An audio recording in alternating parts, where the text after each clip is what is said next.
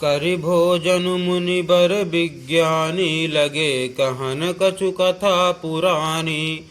विगत दिवस गुरु आयस पाई, संध्या करन चले दो भाई। अर्थात श्रेष्ठ विज्ञानी मुनि विश्वामित्र जी भोजन करके कुछ प्राचीन कथाएं कहने लगे। इतने में दिन बीत गया और गुरु की आज्ञा पाकर दोनों भाई संध्या करने चले।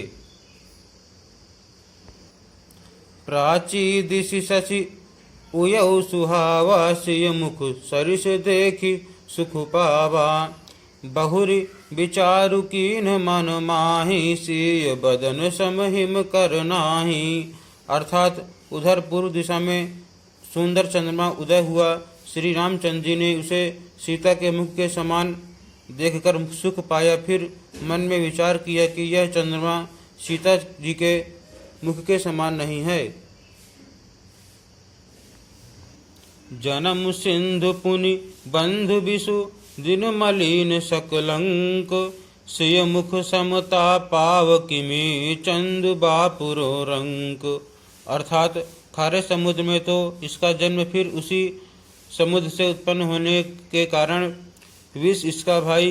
दिन में यह मलिन शोभाहीन निस्तेज रहता है और कलंकी काले दाग से युक्त है। बेचारा गरीब चंद्रमा सीता जी के मुख की बराबरी कैसे पा सकता है। घटई बढ़ई बिरहिन दुखदाई, ग्रसई राहु निज संधि पाई। कोक शोक प्रद पंकज द्रोही, अवगुण बहुत चंद्रमा तोही। अर्थात फिर यह घटता बढ़ता है और विरहिणी स्त्रियों को दुख देने वाला है। राहु अपनी संधि में पाकर इसे ग्रस लेता है। चकवे को चकवी के वियोग का शोक देने वाला और कमल का वैरी उसे मुरझा देने वाला है। हे चंद्रमा, तुझमें बहुत से अवगुण हैं जो सीता जी में नहीं हैं। वैदेही मुख पट तर दीने, होई दोष बड़ अनुचित कीने। सिय मुख छवि विदु ब्याज बखानी, गुर पहि चले निशा बड़ी जानी। अर्थात अतः जानकी जी के मुख की तुझे उपमा देने में बड़ा अनुचित कर्म करने का दोष लगेगा। इस प्रकार चंद्रमा के बहाने सीता जी के मुख की छवि का वर्णन करके बड़ी रात हो गई। जान वे गुरु जी के पास चले। करि मुनि चरण सरोज प्रणामा, आय सुपाई कीन विश्रामा। विगत निशा रघुनायक जागे, बंधु बिलोकी कहन अस लागे। अर्थात मुनि के चरण कमलों में प्रणाम करके आज्ञा पाकर उन्होंने विश्राम किया।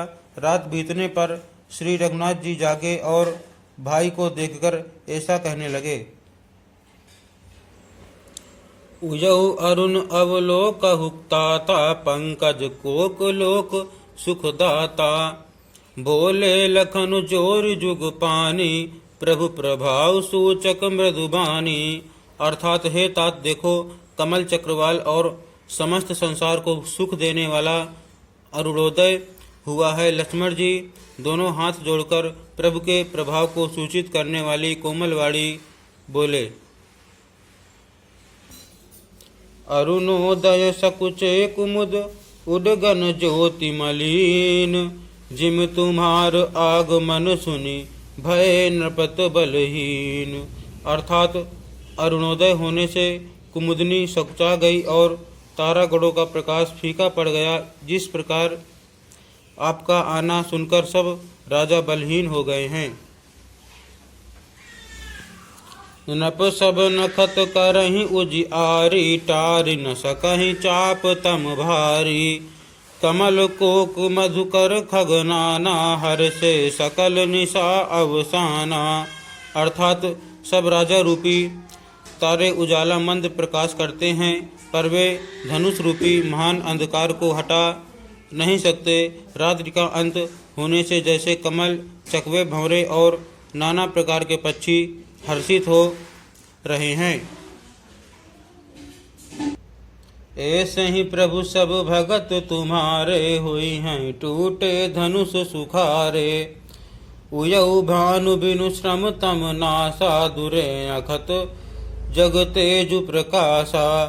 अर्थात वैसे ही है प्रभु आपके सब भक्त धनुष टूटने पर सुखी होंगे। सूर्य उदय हुआ, बिना ही परिश्रम अंधकार नष्ट हो गया, तारे छिप गए, संसार में तेज का प्रकाश हो गया।